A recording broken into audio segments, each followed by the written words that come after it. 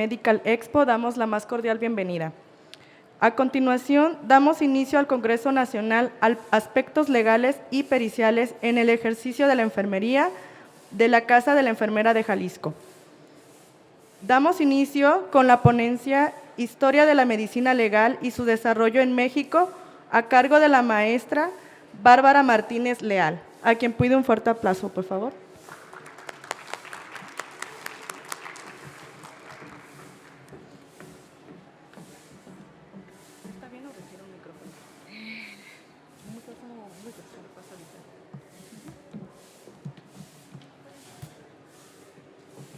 Buenos días, bienvenidos, muchas gracias por su presencia.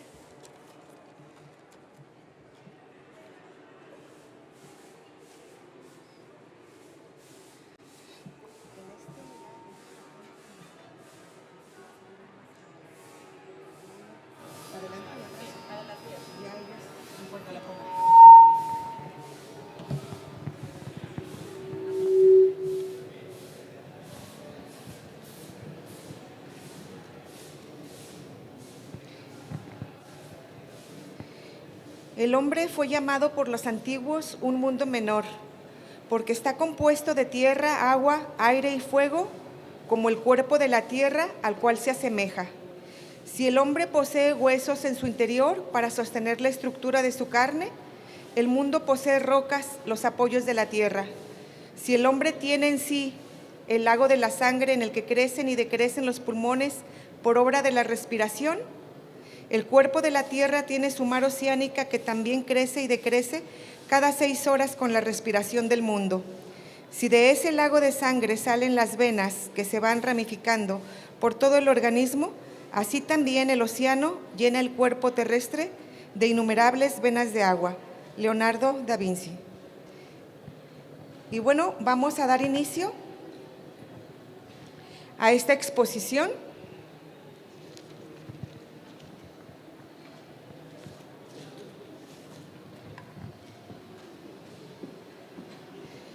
Y tenemos el tema de la historia de la medicina legal y su desarrollo en México.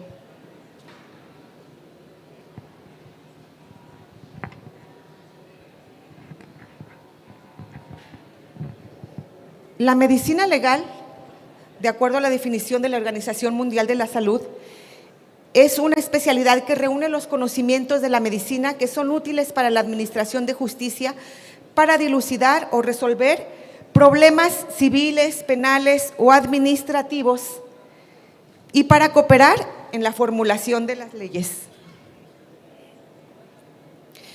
Vamos a dar un paseo rápido de manera cronológica por las diferentes etapas en las que se ha desarrollado esta rama tan importante. Dentro de la época antigua, vamos a encontrar dentro de la medicina mesopotámica el Código de Hammurabi. En este código se vieron muchas definiciones médico-legales, tanto que un médico que atendía a una persona libre, en el artículo 218 que maneja el código, un médico que veía y atendía a una persona libre y esta persona libre fallecía por la causa de la atención médica que se le fue brindada, al médico se le amputaban las 2 manos. Entonces vemos cómo empieza a haber, ahí empieza a entrar la medicina legal. En la medicina egipcia empezaron con la técnica de conservación de cadáveres y el máximo, la máxima autoridad legal era Imhotep. En esta medicina egipcia, los médicos eran pagados por el Estado y eran sumamente censurados y castigados las equivocaciones de los médicos.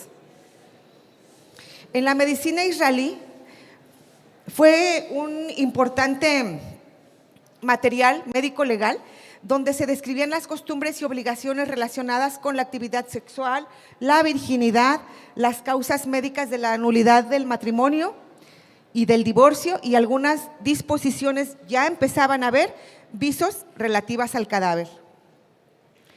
En la medicina hindú era muy importante el peritaje médico, porque si se equivocaban al dictaminar si el médico había errado o no en su haber, a las personas les amputaban la nariz. Entonces, también ellos se especializaron en hacer colgajos de la frente, pues para quitar esa dificultad. En la medicina griega, tuvo una relación entre la medicina legal y la justicia, porque aquí ya empezaba a hacerse indispensable que el médico se presentara ante los tribunales y aún ante un jurado para que pudiera emitir sus dictámenes. En la medicina romana, pues ya sabemos que los romanos han tenido mucha influencia en las situaciones jurídicas y en las leyes, puesto que de sus inicios y de sus leyes se desprendieron las leyes actuales que tenemos hoy en día. Aquí, dentro de la medicina legal, hay 3 leyes importantes.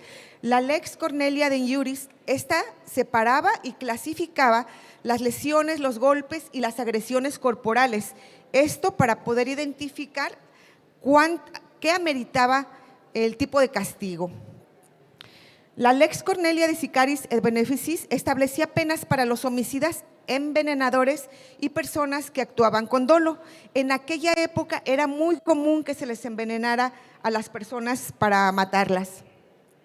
Y la Lex Aquile era una propuesta que hizo Lucio Aquilio en el año 572 a.C. y trataba de la reparación del daño. Ahí ya empezaba a hablar de una reparación del daño cuando el médico se equivocaba. Y era diferente si era al que se le causaba daño, era el esclavo o era un hombre libre.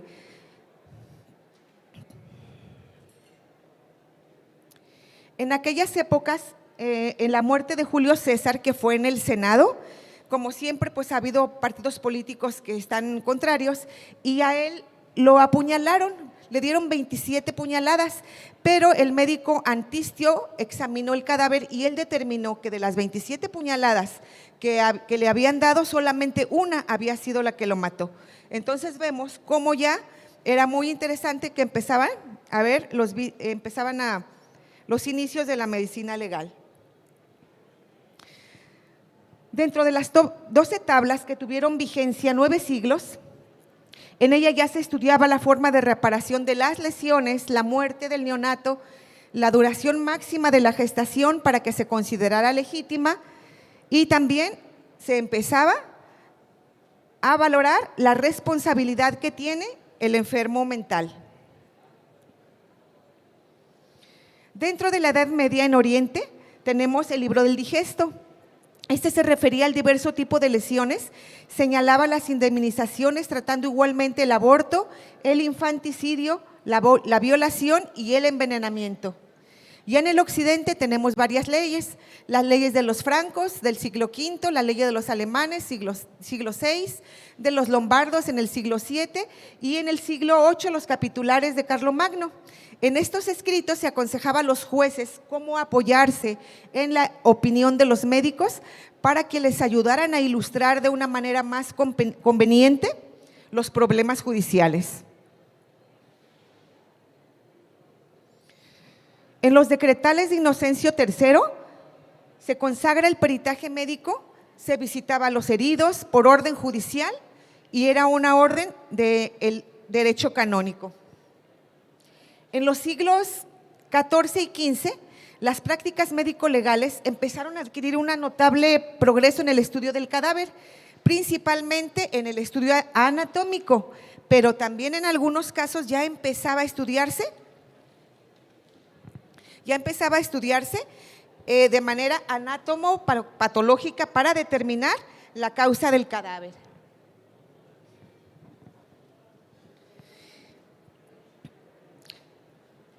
En el año 1374, en la Facultad de Montpellier, obtuvo la correspondiente licencia para empezar a realizar autopsias en cadáveres y uno de los profesores, llamado Villeneuve, él inició el estudio sobre los venenos.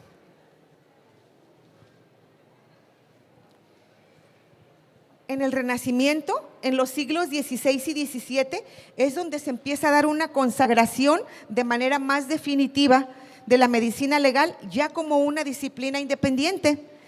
y como un auxiliar de la justicia. En Alemania se cuenta con un completo código penal en las ordenanzas de Bamberg. En Francia, con el emperador Carlos V, empiezan a ver las constituciones criminales carolinas, en donde se hacen descripciones detalladas de los peritajes médico-legales y ya se exige que se haga un peritaje en ciertos asuntos. En Italia fue importante la autopsia médico-legal que se le hizo al Papa León X para establecer su causa de muerte, porque se sospechaba que ya había sido envenenado. Antonio Binibieni hizo una obra que tuvo 111 capítulos, donde él hablaba, se titulaba Las causas obscuras de la enfermedad y milagros de su curación. Y tuvo 11 capítulos y presenta la primera colección, donde empieza él a describir todas las autopsias que él le hacía al cadáver, ya con una finalidad de investigación. Él fue el primero que empezó a pedir permiso a la familia para poder disecar los cadáveres y empezar a hacer investigación. Ambroise Paré, él fue un ilustre hombre en la historia de la medicina y escribió su obra de los informes y los medios de embalsamar cadáveres. Debido a esta obra que él tuvo, se llevó el título del padre de la medicina legal. Él empezó a determinar en su obra cuáles eran las causas de que un hombre muriera, si moría fuera del agua y lo echaban al agua ya muerto, o si el hombre verdaderamente se había ahogado dentro del agua. También en sus investigaciones él encontró las diferencias dentro de los órganos cuando había una intoxicación por dióxido de carbono. Y en uno de sus capítulos del libro que escribió, lo dirigió completamente a los inicios de la toxicología. En la península itálica tenemos a Juan Bautista Codronchi. Él publica una recopilación de peritajes de interés legal y empieza a dar formalidad y crear normas para que los médicos supieran cómo realizar las declaraciones médicas ya ante la justicia. Fortunato Fedele y Juan Frogoso fueron cirujanos que escribieron las causas públicas y judiciales que acostumbraban a dictaminar los médicos. Enrique IV, él fue el que dictaminó, él decía que el médico del rey tenía la facultad de designar a otros 2 peritos por cada población del reino para hacer dictámenes periciales. Paolo Sacchia, él fue muy importante porque él dio coherencia a la ciencia de la medicina legal en un libro básico que se llamaban Las cuestiones médico-legales y que fue publicado en Roma. Este fue considerado y sigue siendo considerado un gran clásico de la medicina legal, ya que su influencia ha perdurado hasta el siglo XIX. En este libro contenía los principales problemas médico-legales de la época, como eran los partos, la demencia, la muerte, los venenos, la impotencia tanto del hombre como de la mujer, y la razón es la razón porque todavía ha prevalecido. Dentro de las obras alemanas tenemos a Miguel Bernardo Valentín, que fue el médico legista más famoso de su tiempo, publicando varios libros.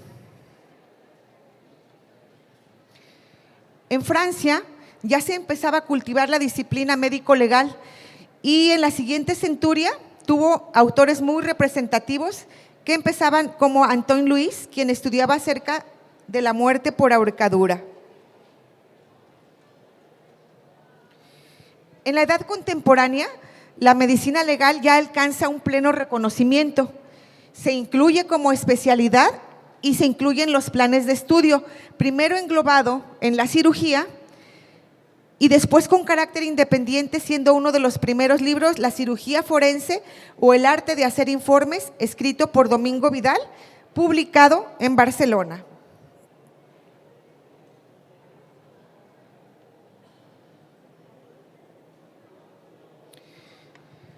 Bueno, en España también encontramos varios autores entre ellos Bonaventura, que él hizo un libro, Tratado de los Venenos, y fue el precursor, junto con Paré, de la toxicología. En Sudamérica también empezaron a haber altos exponentes de la medicina legal y de la psiquiatría forense, y en los últimos tiempos se reveló un desarrollo notable en las ciencias criminológicas. En Santander, el doctor Carlos Cotes y la doctora Elvira Aguilera fueron encargados de la modernización del sistema legal y de la construcción actual de una sede de medicina legal en Bucaramanga. El doctor Julio César Mantilla fue un prospector y evaluador de aproximadamente 15,000 autopsias, y todas ellas las describió en su obra Patología Forense. Luego aterrizamos ya en nuestro México y entramos al México prehispánico. En el México prehispánico inicia una cronología en la que habrá que remontarnos cómo nace la medicina legal como tal al calor del hombre primitivo y como consecuencia de los primeros hechos violentos y de la atención de las primeras lesiones. En este tipo de determinaciones y pericias médicas, ellos tenían la edad, la identidad, los exámenes ginecológicos, que eran de un valor de primer orden. Con relación a la pericia de los muertos, el médico debía certificar la muerte y a la vez indicar si era un suicidio, accidente u homicidio, y si se había usado veneno, que era muy común en aquellos tiempos. Y en los casos de homicidio, el homicidio era decapitado. Con relación al aborto, ahí los médicos tenían que dictaminar si el aborto había sido de manera natural o había sido inducido por que alguien le hubiera administrado hierbas. En este caso, el médico tenía que dar esas informaciones, lo que permitía fundamentar el castigo que se debía de aplicar. En aquel entonces, el homicidio, el aborto, el adulterio y el infanticidio eran castigados con pena de muerte. Ellos tenían algo que llamaban el tecpan, que era como una plazoleta que quedaba fuera del Palacio de Gobierno, por decir así, y ahí los lapidaban, los flechaban o los mataban a golpes. La embriaguez también era un delito y solamente era permitido cuando había fiestas conmemorativas. Si esto pasaba fuera de estas fiestas, había también castigo y podían morir a golpes. Por lo que vemos que el dictamen médico era muy importante, puesto que las muertes eran demasiado violentas. Aquí hay una clasificación de heridas que ellos manejan.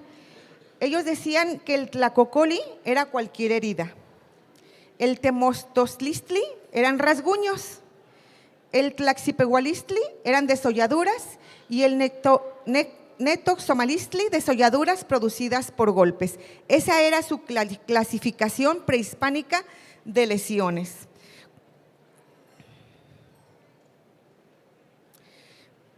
Ya en la docencia, la docencia fue uno de los tiempos más importantes para la Nueva España y empezaron a tener interés ya en donde daban la profesión de la medicina. En aquel entonces se creó el protomedicato, que era algo así como lo que ahorita sería la Secretaría de Salud, y ese consejo técnico se encargaba de todas las personas que estaban al servicio de la salud, y eran los médicos tanto españoles como criollos, indígenas, las enfermeras, las parteras, los algebristas, curahuesos y los curadores de bubas y aficionados. El primer obispo de la Nueva España, Juan de Zumárraga, y el virrey Antonio de Mendoza gestionaron la creación de la Real y Pontificia Universidad de México. Esta fue fundada durante el gobierno del segundo virrey Luis de Velasco por orden real, que fue expedida en el año 1551. En esta escuela de medicina se impartían clases de anatomía, fisiología, operaciones y clínica quirúrgica, y hasta el final de la colonia se añadió ya en forma oficial la cátedra y la inducción de las nociones de la medicina legal.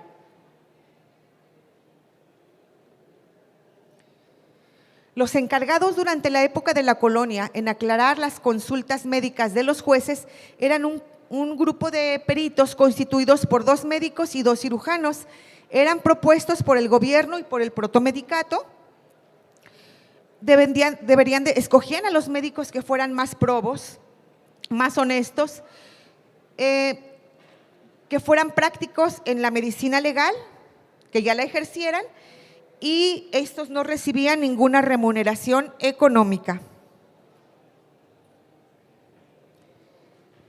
A partir de ese tiempo, la medicina legal en México ha tenido un doble sendero, tanto el académico, por una parte, y el de procuración de justicia por la otra. En octubre, el protomedicato prohibió a los médicos cirujanos que se encargaran de la curación de los enfermos que no se les habían asignado. Estos eran los albores de la vida independiente acerca de la medicina legal. El progreso y la evolución de la medicina legal han estado en consonancia con la administración de justicia, y esta, a su vez, bajo la dependencia de las ideas filosóficas del tiempo. Se formó un cuerpo de doctrina en el siglo XVI con Paré, con Sciacca, y de ahí en la Escuela Real y Pontificia Universidad de México se empezaron a llevar esas ideas. Fue cuando el espíritu científico empezó a impregnar todas las universidades. La situación política y religiosa que privaba en ese entonces en la Nueva España impedía que llegaran los nuevos conocimientos a la universidad. Esta era extraña a las corrientes intelectuales del Renacimiento, cuya influencia se empezaba a sentir en todo el mundo. El protomedicato, muy a su pesar, en la Ciudad de México, por orden del rey Carlos III, se fundó en la Nueva España el Real Colegio de Cirugía a instancias del virrey Marqués de Croix. Las cátedras que ya quedaron establecidas fueron anatomía, fisiología, clínica quirúrgica y medicina legal. Las nociones de la medicina legal eran enseñadas por algunos cirujanos, y se tiene información de que el licenciado Maguín Camín tituló un libro con el arte de hacer las relaciones médico-químico-legales.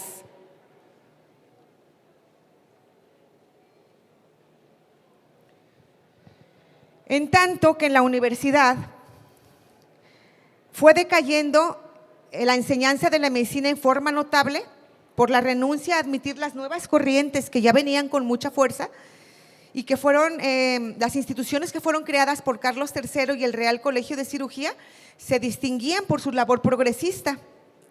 Así quedaron definidas 2 tendencias que fueron opuestas: la conservadora, de la universidad donde estudiaban los médicos, y la corriente progresista del Colegio de Cirujanos. En estas condiciones sorprendió la independencia de la profesión médica de México, la enseñanza de la medicina y el ejercicio profesional en que egresaban. Un año antes es creada la Escuela de Ciencias Médicas, que escogía a sus profesores especialmente del Real Colegio de Cirugía, donde se llevaban las ideas más liberales, y ahí tenía su sede la medicina legal.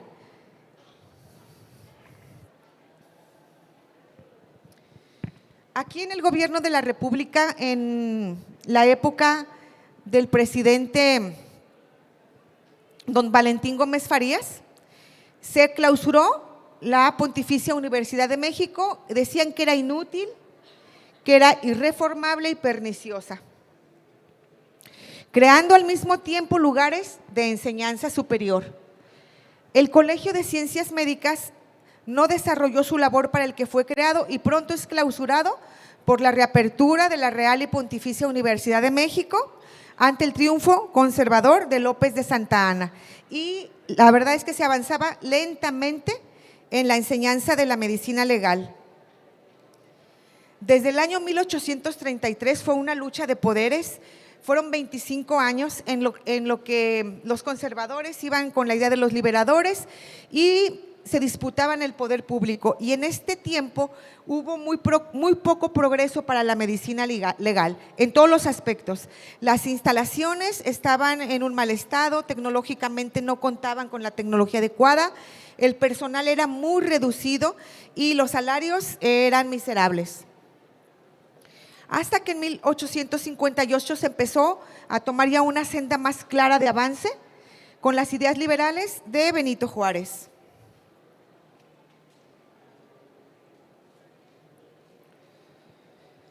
En el siglo XIX hubo una figura muy destacada, el maestro Luis Hidalgo y Carpio, y a él se le reconoce como el fundador de la etapa científica de la medicina legal en México. Él quedó encargado como miembro del Consejo Superior de Salubridad del 1850 a 1869. Fue nombrado presidente de la comisión encargada de elaborar el Código Penal de la República Mexicana en sus aspectos médico-legales. Él empezó a difundir nuevas corrientes del pensamiento médico-legal iniciadas ya en otro continente. Él empezó a experimentar la coagulación de las heridas, elaboró teorías sobre las definiciones legales del suicidio, señaló precauciones para evitar el enterramiento de personas vivas, empezó a versar estudios toxicológicos y propuso un método general de análisis de sustancias venenosas. Él trabajó muchísimos años en el Hospital Juárez y debido a las numerosas observaciones que hizo en ese hospital, las observaciones médico-legales principalmente, eso hizo que él tuviera una predilección por esta rama, que en esos tiempos era mirada aún con desprecio, no era muy reconocida. Él constituyó la aplicación de sus conocimientos y la brillante síntesis de su labor de la medicina legal. La medicina legal en el Código Penal existente hizo una clasificación de lesiones para que los médicos pudieran de una manera más práctica desarrollar ese peritaje y emitir su opinión en las cuestiones legales ante los jueces. Ellos las clasificaban en leves y graves, y si eran por esencia o por accidente. Y ellos decían con el peritaje qué tipo de castigo se ameritaba, ya fuera con una sanción penal o ya fuera con una sanción civil o las dos. Ahí ya vemos cómo empiezan a haber las sanciones para tanto los médicos, en aquel entonces solamente eran los médicos. Se exigía también que los médicos que hacían sus dictámenes periciales lo hicieran en una sola exhibición, o sea, la primera, no debían equivocarse. Entonces, gracias a Dios, después de eso cambió la ley y ya les dejó que ellos tuvieran una segunda intervención para que pudieran analizar las lesiones de una manera más puntual. Carpio, junto con el médico de cárceles, don Francisco Becerril y don Juan María Rodríguez, ellos fueron los que hicieron la autopsia del poeta Manuel Acuña. Ellos determinaron que la causa de muerte había sido por un veneno y en una como reseña del dictamen que hicieron, dice: de esta serie de pesquisas resulta que el líquido del estómago del cadáver de don Manuel Acuña y del frasco remitido por el juzgado contenían uno y otro cianuro de potasio, una de las sustancias más venenosas que se conocen. Y ya después se determinó que se había suicidado. Entonces vemos cómo ya los peritajes y las emisiones de los mismos ya empezaban a tener una importancia en las decisiones legales.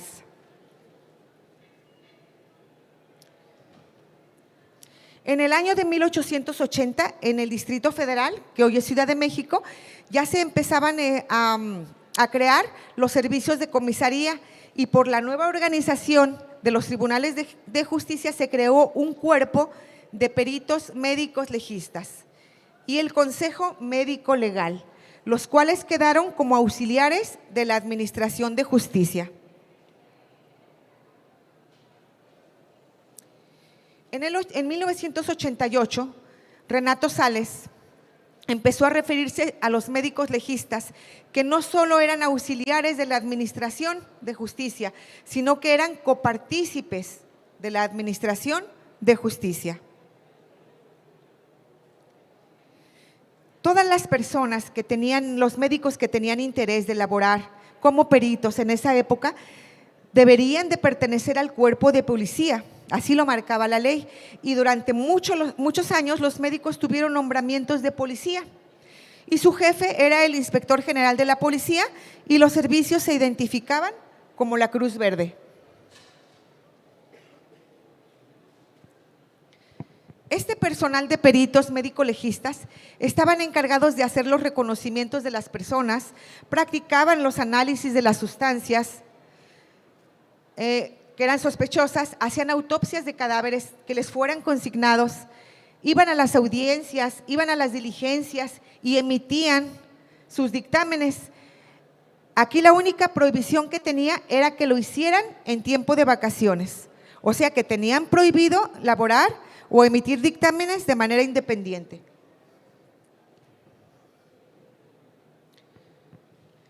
Aquí la ley obligaba al peritaje médico forense, diciendo que esta función se desempeñaría por parte del Servicio Médico Forense del Distrito Federal, que era adscrito al H Tribunal Superior de Justicia, y por otra, los médicos que eran adscritos a las delegaciones de policía, hospitales públicos y cárceles.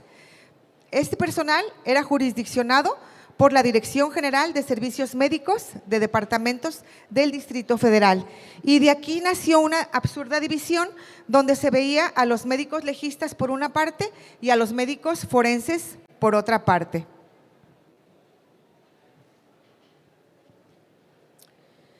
Ya en febrero de 1905 se había inaugurado el Hospital General de la Ciudad de México, que era dependiente de la Secretaría de Salubridad. Y aquí ya tenían especialidades e impartía servicios de psiquiatría, no se impartían servicios de psiquiatría ni de medicina legal y no atendían a los lesionados.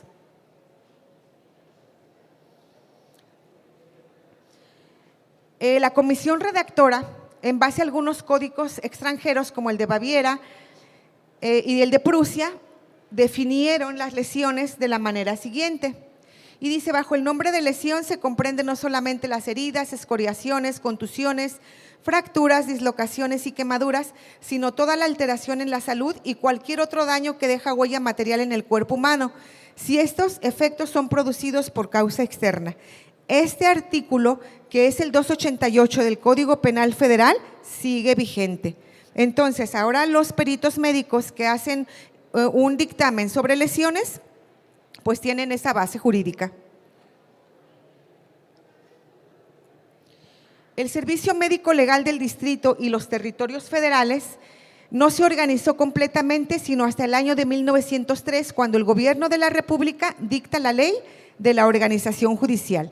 Los demás estados de la República siempre iban a la saga de lo que pasara en el Distrito Federal. Había estados que por su posición económica dentro de la República Mexicana se consideraban como estados que tenían, que eran de alto nivel en cuestiones de la medicina forense.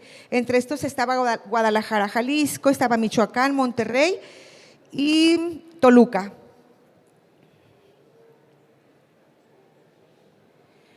La ley de organización judicial contenía que habría en la Ciudad de México 4 peritos médicos legistas, 2 químicos, un practicante, un escribiente archivero y 2 mozos en cada una de las instalaciones. También estipulaba que para desempeñar el cargo médico legista requería ser de moralidad y de honradez notoria, profesor con un título oficial de cirugía en medicina y obstetricia mayor de 30 años y con 5 por lo menos de ejercicio profesional. Entonces vemos cómo aquí ya empezaba a haber requisitos para poder tener la calidad de peritos. En 1840 aproximadamente, los médicos que se desempeñaban como peritos no tenían tanto como una especialidad y no se les requería. Simplemente ellos decían, me gustaría ser perito pues en medicina forense, y si eso les gustaba y el protomedicato les autorizaba, eran peritos de medicina forense. En la actualidad ya no, ya ahora hay más requisitos.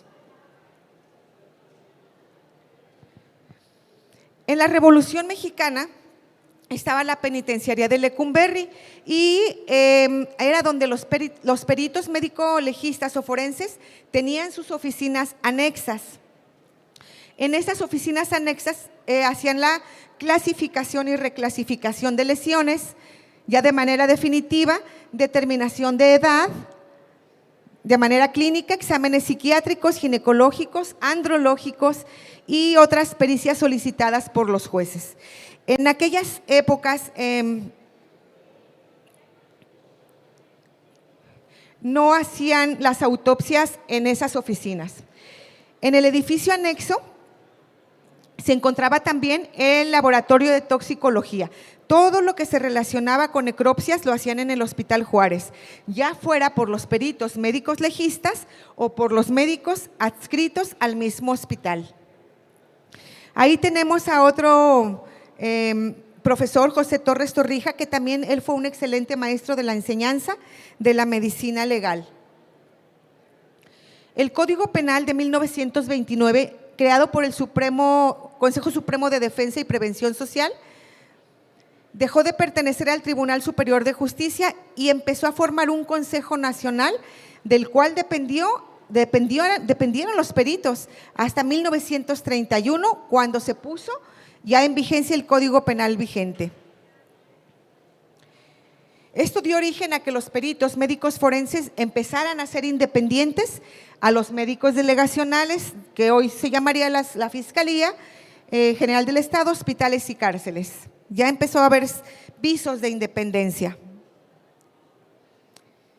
En la segunda mitad del siglo XX empezaron a haber eventos científicos organizados de medicina legal y forense, múltiples y variados. Se efectuaban por diversas instituciones, tales como el CEMEFO, los Servicios de Salud del DF, la Universidad Autónoma de México, la Universidad de Medicina de los Politécnico, y ya fuera en forma aislada o en conjunto se empezaron a formar cursos, congresos, seminarios, especialidades y hasta maestrías. En 1958 el nombre de medicina legal se cambió por medicina forense. En 1960 ya empezó a haber más investigación judicial y a crearse departamentos de fotografía, de química, de hematología, rayos X, odontología, psiquiatría, antropología, investigación y docencia. Con esto tuvo un gran impulso la medicina legal y forense. En 1964, el Poder Judicial de Justicia del Distrito Federal y el CEMEFO empezaron a organizar posgrados en la Universidad Autónoma de México que tenían duración de 10 meses y que era especialización en medicina forense. En 1970, la Procuraduría General Judicial del DF empieza a organizar y reforzar la Dirección General de Servicios Periciales. En 1971 se empieza a mejorar la administración de justicia por parte del presidente en aquel entonces, Echeverría, y desaparece la cárcel de Lecumberri. En 1973 se da la fundación de la Asociación Mexicana de Medicina Legal AC y el Colegio de Médicos Forenses del Estado de Veracruz, que se encuentran vigentes. En este año, en la Escuela Militar, se crea la maestría médico forense y sale la primera generación y actualmente todavía continúa con docencia. En 1985 se constituye la Asociación de Medicina Legal Mexicana y Ciencias Forenses AC. Empieza a agrupar a todos los legistas forenses de todos los estados. Y en el año de 1990, como consecuencia de esta unificación, de todos los médicos legistas y forenses del país. En ese entonces se encontraban que en el 88 había aproximadamente 500 médicos especialistas ya certificados y 100 recertificados.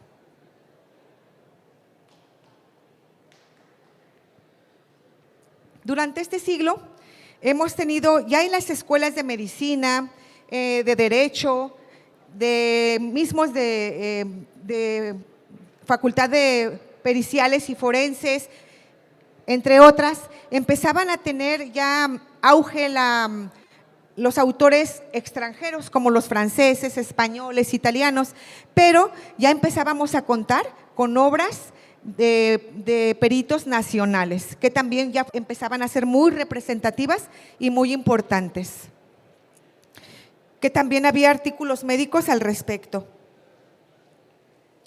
Y ahora aterrizamos, que ya como dijimos que todos los estados iban a la saga de lo que pasaba, de lo que se reformaba, de lo que se creaba en el Distrito Federal. Bueno, aterrizamos ya en nuestro Guadalajara, que dijimos que era uno de los estados que se consideraba como de primer nivel en cuestiones médicas, legales y forenses. Y en junio de 1988 fue creado el Instituto Jalisciense de Ciencias Forenses. Para este año ya había institutos jaliscienses para todos los estados y ya dependiendo del estado, pues decían de dónde era. En este caso, en el de Jalisco, esto colocó, cuando fue creado por medio del decreto del Congreso del Estado, colocó a Jalisco a la vanguardia de la innovación del modelo jurídico, al otorgar a los peritos forenses la autonomía técnica de las autoridades que procuran e imparten la justicia. Este instituto se ha mantenido al frente en la carrera con la finalidad de aportar metodología y tecnología al combate frontal contra la delincuencia, al utilizar las herramientas más modernas por peritos altamente calificados y actualizados continuamente en cada una de sus disciplinas.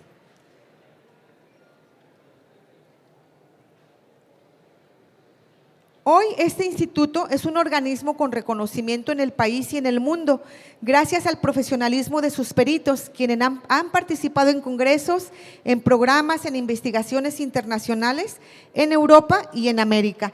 Y tiene 9 laboratorios actualmente. Uno es el laboratorio de genética. Para los miembros de este instituto, está claro que la ciencia es la luz de la justicia, y que esto se logra a través de la aplicación de la metodología científica, mediante el estudio de los indicios localizados en el lugar de los hechos, que son reflejados en los dictámenes que se rinden para las diversas autoridades. Otro de los laboratorios es el laboratorio de balística. Para los que trabajan en el Instituto de Ciencias Forenses y los peritos, es muy importante un pelo, una mancha de sangre, restos de saliva, jirones de piel, trozos de huellas digitales, esquirlas y proyectiles de armas de fuego, así como todo lo que pueda considerarse un indicio. Esto les va a dar la suficiente información para que la agente de la Fiscalía lleve ante un juez a los responsables de los delitos. Tenemos otro laboratorio que es el de reconstrucción craneofacial. Tenemos el laboratorio de servicio médico forense, tenemos el laboratorio de poligrafía, tenemos el laboratorio químico y tenemos el laboratorio de documentos cuestionados. Tiene el laboratorio de informática y tiene el laboratorio de antropología forense. Ahora, para ser perito, cuando una persona se interesa en ser perito, hay convocatorias que emite el Consejo de la Judicatura Federal o la Fiscalía y que ya tienen otro tipo de requisitos. Esos requisitos son algunos de ellos que sean mexicanos, que sean mayores de 35 años, que tengan un título de médico o de enfermera con cédula profesional emitido por una autoridad y que tengan una especialidad en medicina forense, que no hayan cometido ningún delito, que no tengan antecedentes penales, que ante los ojos de la sociedad sean probos y honrados, entre otras cosas. Pero ya está libre las convocatorias para que la persona que le guste y se crea que tiene la pericia, y una pericia de 5 años sobre el tema. Hay muchos convocatorias para médicos en todas sus especialidades, pero también hay convocatorias para enfermería en las especialidades también, ¿sí? Quirúrgica, y cuidados intensivos, etcétera. Y cada año el Consejo de la Judicatura, por el Poder Judicial del Estado de Jalisco, hace un pleno, y de ese pleno surge un periodiquito donde vienen todos los peritos que están disponibles para la administración de justicia, ¿sí? Entonces, si ustedes, por ejemplo, tuvieran un caso legal, ya fuera de la materia penal, civil o administrativa, pueden y que necesitaran la ayuda de un perito, la colaboración de un perito, la Judicatura tiene este periódico donde vienen el tipo de especialidad y viene el nombre, el número de celular, el correo electrónico y a qué partido judicial pertenece ese perito, ¿sí? Entonces aquí se puede buscar ampliamente y pues bueno, ya vemos que ahora la cuestión del peritaje ha tomado mucho más auge porque hay muchísimas más demandas, tanto médicas como para enfermería y el equipo de salud. Y bueno, en una manera rápida, espero que haya podido comunicarme y hacerme entender, y gracias por su atención y por su paciencia.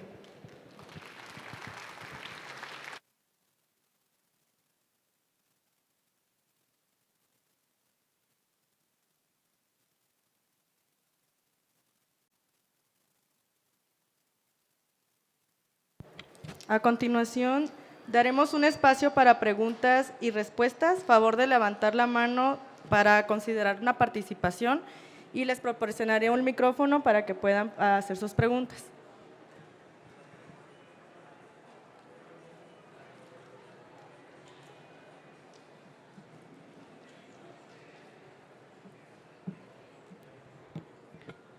Favor de levantar la mano, por favor.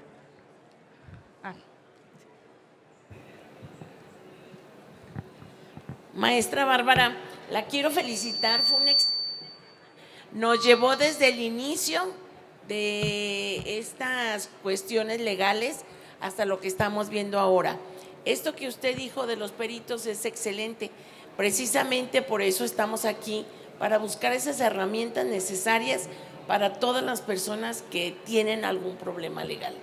Ya lo iremos viendo en el transcurso del programa, pero la felicito, maestra, muchas gracias, muy buen tema.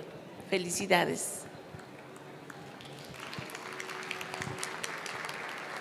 Maestra Bárbara, muchas felicidades porque ha sido un tema muy bien documentado y que realmente nos permite tener una visión amplia para poder consultar los problemas que se tienen en esta época. Claro, usted lo enfocó a todo lo que es el peritaje y etcétera, etcétera.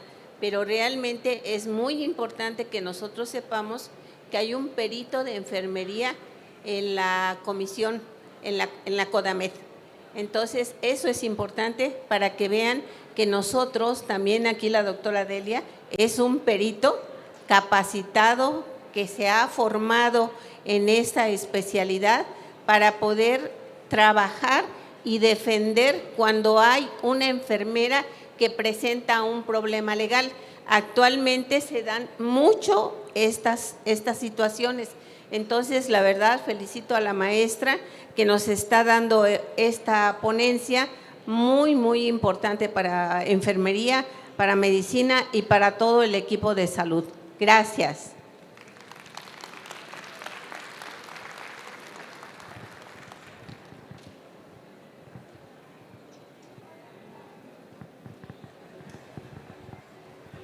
Buenos días a todas, compañeras. Finalmente, la pregunta va dirigida a la maestra número 1, para felicitarla por su exposición, muy asertiva. pero también muy importante porque todos estamos en este papel del que no cae y resbala. Pero independientemente de estas situaciones, el conocer que tenemos en la justicia o en el grupo de justicia algo que nos pueda defender es muy importante. Y mi pregunta más directa es sobre ese último periodiquito que dice usted, pues sería muy importante dónde lo podemos obtener, tal vez del internet o hay alguna forma en que podamos tenerlo en este momento, pero para llevarlo tanto a las enfermeras que están en el activo como los estudiantes tienen que aprender a saber que tengo el derecho a saber, tengo el derecho de aprender y tengo el derecho a defenderme. Muchas gracias, maestra.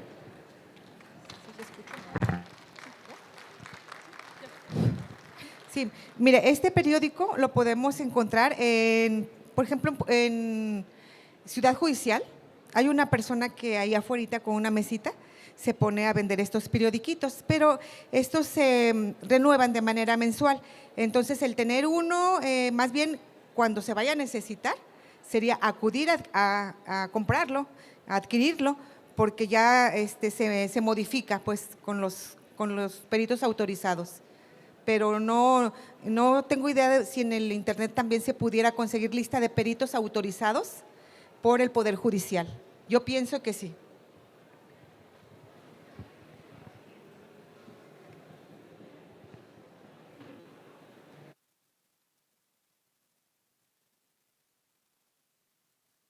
Agradecemos mucho su ponencia, maestra, y a nombre del Comité de Medical Expo le otorgamos el presente reconocimiento, para lo cual pido un fuerte y caluroso aplauso, por favor.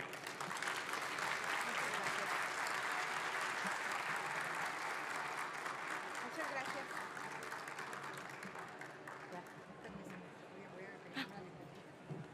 Porque es de la maestra. Sí.